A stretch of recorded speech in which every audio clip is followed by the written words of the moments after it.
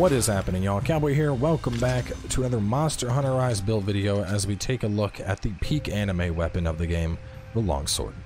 Now, the Longsword is largely unchanged from Iceborne. A lot of stuff that people really enjoyed there, such as the EI Slash has returned. We still have the EI Spirit Slash as well, but that's fundamentally changed. We still have access to our Helmbreaker, but there's a lot of new stuff that's actually pretty spicy that Longsword has access to now. One of the first, of course, we have access to another counter. So you're already familiar, of course, with the Foresight Slash, using that to counter, and then EI Spirit Slash. Now we have access to Serene Pose, which is a crazy long window counter. It will cost gauge to use, but, you know, it's just a very, very long counter attack. As you can see, it lasts quite a while here. But perhaps one of the biggest changes is, you may remember, EI Spirit Slash previously would cost gauge unless you were able to time it perfectly. So back in World, the way this ability would work is if you managed to counterattack with it, it would do damage how it did right there, and your gauge would stay normal, and then you would go into a Helm Splitter. Well, that's been changed fundamentally. Now, instead, when you actually execute it right, it builds up your gauge. As you can see, I went up to white, and now I'm up to yellow. So the point being that if you're a good enough player, you can effectively just chain your EI Spirit Slashes into your Helmbreakers, which, needless to say, that's like disgustingly powerful. So either way, let's go on over, look at the build. Longsword is definitely in a really nice spot. So this is a fairly meta-oriented build. As you can see, I have attack boost at 5, crit boost 3, wex 3, quick sheath 3, which is incredibly important, and you'll see why in a bit, stun resist 3, speed sharp 3, and then of course flinch free and diversion for multiplayer and solo play. But taking a look at the gear in particular, once again, Nargacuga weapons making a comeback with the Deepest Night. It's good. I mean, with attack boost 3, it has 188, it has white sharpness, it has 40% affinity. Hard to beat this. Barroth Helm, giving us access to attack boost and a decoration slot to get more attack boost. Remember Suit, which has crit boost and 2 level 1 decos. Rathalos Brace coming in with 2 points attack boost and a level 2 deco. The Scald, of course, for the double weakness exploit, and the Golden Hakama, of course, for the 2 points crit boost. Now, for this build, I actually got a pretty spicy talisman. 2 quick sheath, 1 wex, and then 3 level 1 slots. If you don't have access to this, that's more than fine. You can still do a build like this with just like a wex talisman, but having quick sheath is going to be important, and I'm going to show you why. So you'll notice how fast we're able to sheath that. That's basically an instant sheath. It looks like we're just sheathing our weapon and going into those moves. Let me show you what this looks like if we don't have on quick sheath level 3. If I just switch my talisman, so right now I have quick sheath 1 on. Look at that delay difference. That is massive. That's like it's like a second and a half. That's huge in the world of Monster Hunter. That is a long. It's a delay that feels like an eternity. So anyway, point is, quick sheath is really good. Now, obviously, with this build, I have a lot of more meta-focused stuff, but I also have the utility of quick sheath. So, in terms of building out, what I would suggest is weakness exploit and quick sheath should be your priorities. You're definitely going to want diversion, because diversion is going to allow the monster to focus on you more, which obviously you're going to want with the counter-centric playstyle that Longsword brings to the table. And then after that, just add in crit boost and attack. I know there's actually a math to it. I think attack boost 6, crit 2 is probably better than attack 5, crit 3, or vice versa, or something, but whatever. Point is, we have crit boost 3, we have a bunch of crit anyway, we have wex, and then 40% alone on our weapon, so I'm getting pretty good value out of the crit boost. But anyway, let's talk about the switch skills before we go further. So, first up, Drawn Double Slash. This thing is a direct upgrade, in my opinion, to Step Slash. Just to show this, it's going to generate a ton of meter. Look at our sword meter real fast, just to see how much Drawn Double Slash generates. Look at that. We could go into a thrust, lateral fade, and then we're already going to be able to get our meter up. So just disgusting amount of, you know, anytime that we come from sheath, you're just getting really good bar gauge out of that. And it actually has a little bit of hyper armor on the startup, kind of similar to Rocksteady. It's a little bit hard to get the timing down, but with practice you should be able to. Now, as for Spirit Round Slash or Spirit Reckoning, very reminiscent of the Valor Longsword combo back in GU. One of the big advantages here is Spirit Reckoning is more going to stay right on top of the target, so if your target isn't moving a lot, this is easier to hit. It does take a lot more practice, though. It's definitely, it's more difficult to use, as the description says. So personally, I use Spirit Round Slash. A better player would probably rock Spirit Reckoning, but I am not experienced enough in Longsword to do that. Moving on from there, Soaring Kick or Silkbind Sakura. Silkbind Sakura is actually pretty interesting. It has a pretty long recharge time, but hitting this will raise your spirit gauge up. Now, you're probably wondering, well, if I don't have Soaring Kick, what am I spending my spirit on? And you'd be spending your spirit on your actual counterattack. So the Silkbind playstyle is using Silkbind to get your gauge up, and then using your counterattack to spend your gauge.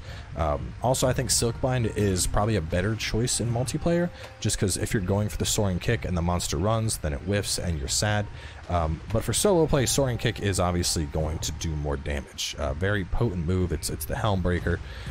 It's hard to not do that, but Silkbind isn't a bad choice if you find yourself liking that playstyle more. One thing I want to point out with doing the Helm Breaker is that you can still change how that's going to. If you press nothing, you're just going to plunging thrust. But if you hit the button, obviously, you do your Spirit Helm Breaker. Now we can still redirect this move and attack different angles, how we could in World, but the window for doing that is much, much tighter. And so what I mean is, let's say I do the Spirit Helm Breaker, but the monster's about to turn and I want to hit behind me. I need to put that input in as I jump up. So a better way to do this would be, I'm holding backwards. You can see I did the Spirit Helm Breaker that way. Now in World, it didn't quite work like that. In World, you could go up in the air and turn yourself like up to the last minute. That is no longer the case now. If you want to get that attack, you need to put that turn in basically as you're jumping up. So right there, how I was able to turn to the right to get that Spirit Helm Breaker off. But that's about it. I mean, Longsword is still, it's very, very strong now. We obviously we have access to our Force Light, as well as our Serene Pose, as well as our EI Spirit Slash. So lots and lots and lots of counters. And because of that, while I think Longsword is a weapon that's easier to pick up, at the same time, it's also a weapon that is going to get better the more you play and the more you are familiar with the monsters you're fighting. That's, I think, one of the biggest things with Longsword is knowing when you can actually do that counterattack to build up your meter, knowing when you want to do a Foresight Slash to go in and hit the monster. It's a very monster knowledge friendly weapon. So it's just something to keep in mind. If you're just playing Longsword to just spam your Spirit Blade and do what you can and do a Soaring Kick, you'll be able to get in some damage, but you're not going to be doing nearly as well as somebody that's spent the time to learn the counters. But either way, let's jump on into a hunt, show you what this bad boy can do. So for a hunt, we're going to be going after Magnum Malo. While I don't think I am a very good Longsword player, I do think I am very familiar with Magnum Malo's moveset, so that certainly helps. Kind of how I said, Longsword is one of those weapons where the more you know the moveset of what you're fighting, the better things are going to go. Because it's all about counterplay. This is a weapon that thrives off being able to counterattack targets. So after all of the time I spent fighting Magnum Malo in the demo, I think I know him. I know him better than I know most other monsters. We'll say that. Grabbing a couple buffs to get the party started. Oh yeah, Affinity up.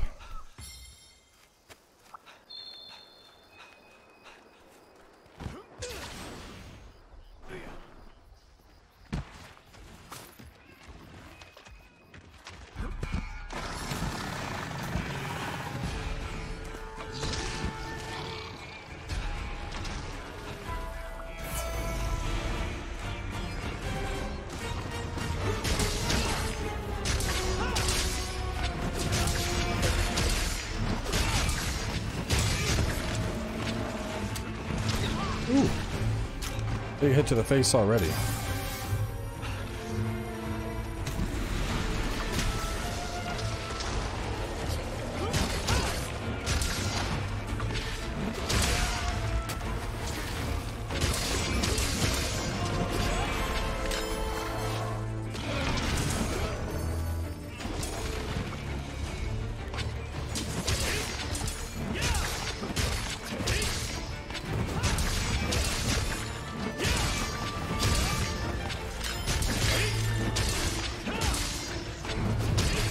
I will say, I think the more I play with Longsword,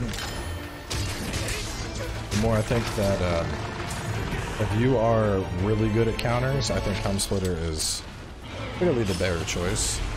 But if you're the type of player that is kind of bad at Foresight Slash, you're probably better off doing Serene Sakura. Or not Serene Sakura.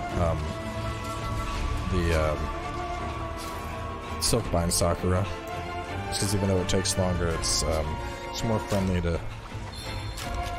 there we go.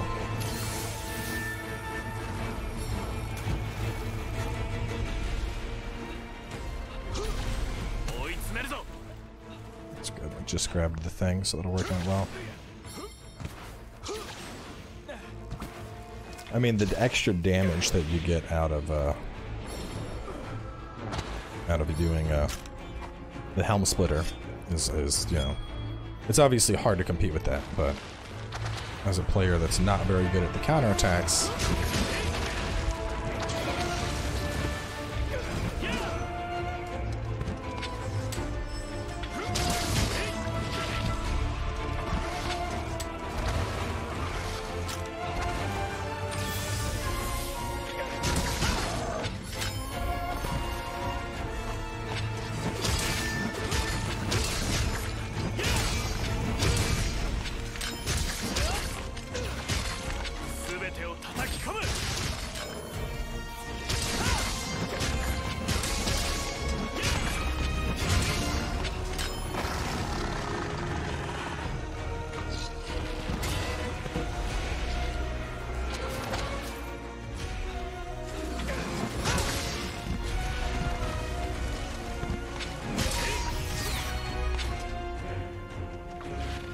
no! Oh, come on!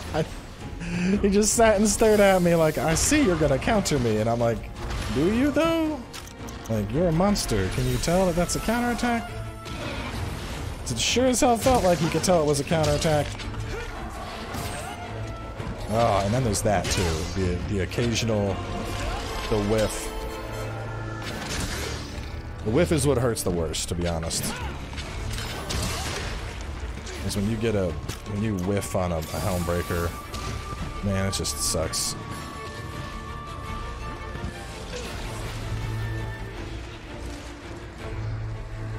Come on, hit your own blasty. There we go.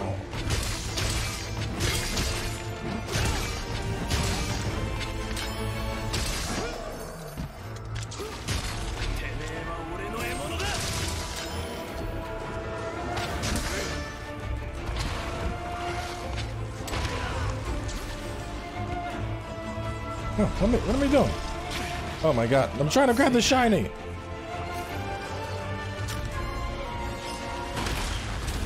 That's garbage. I was literally in the process of eating my thing to heal. Magnamalo, why you gotta be a cheap bitch?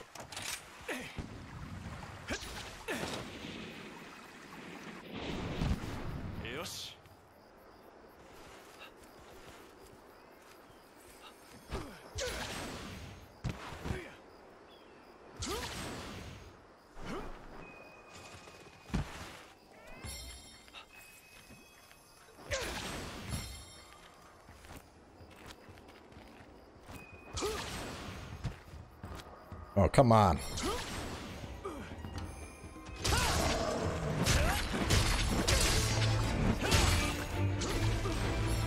Got a mount.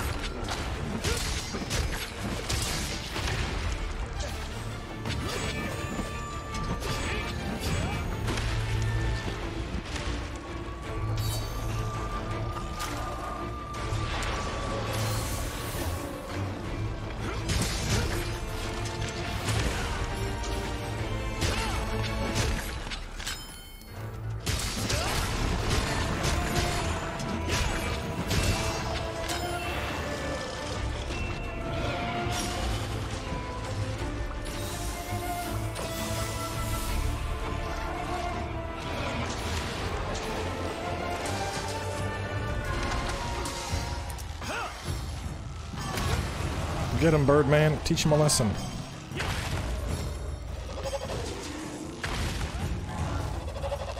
Nice paralyzed. Why's the paralyzed gotta help him while I'm on bird? Bad time, Harley Cat.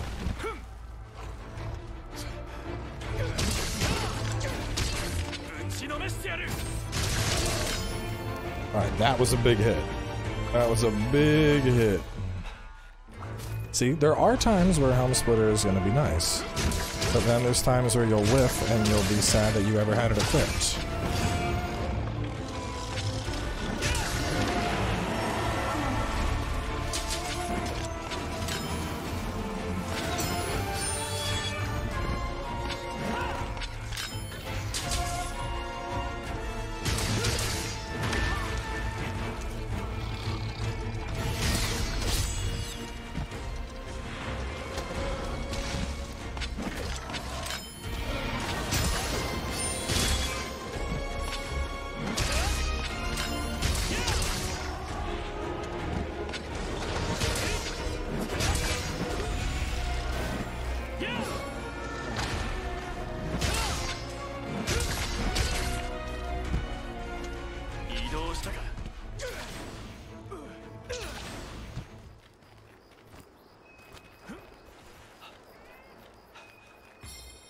How's it going?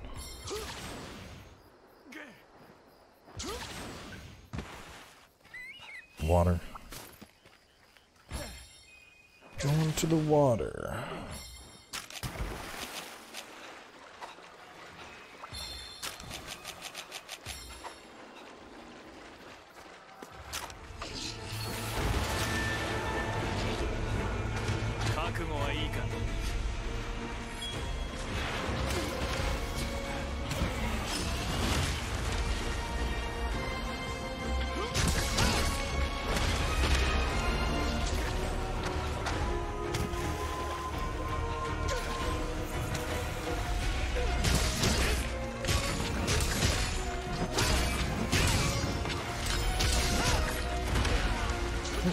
There's the capture.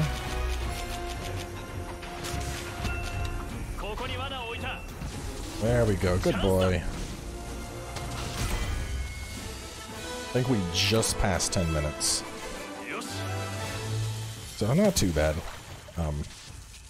Honestly, the more I play Longsword, though, I do think I'm probably gonna end up making Silkbind Sakura / more of my core kit.